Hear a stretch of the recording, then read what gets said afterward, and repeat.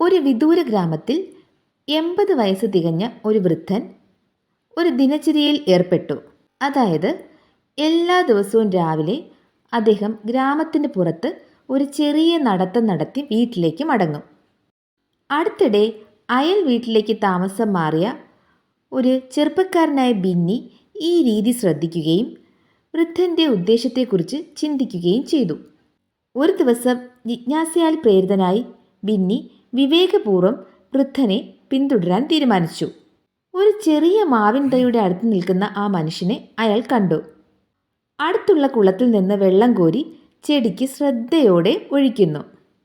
ആശ്ചര്യഭരിതനായി ബിന്നി അയാളുടെ അടുത്തേക്ക് വന്ന് ചോദിച്ചു, "സർ, നിങ്ങൾക്ക് ഇത്രയും പ്രായമായി.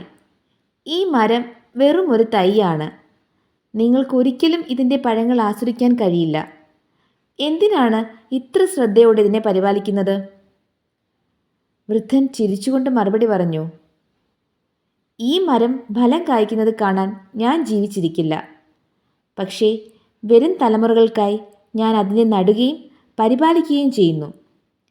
എനിക്ക് മുമ്പുള്ളവർ നട്ടുപിടിപ്പിച്ച മരങ്ങൾ പോലെ, ഇന്ന് ഞാൻ ആസ്വദിക്കുന്ന ഫലങ്ങൾ പോലെ വരും തലമുറയും ഇത് ആസ്വദിക്കണം."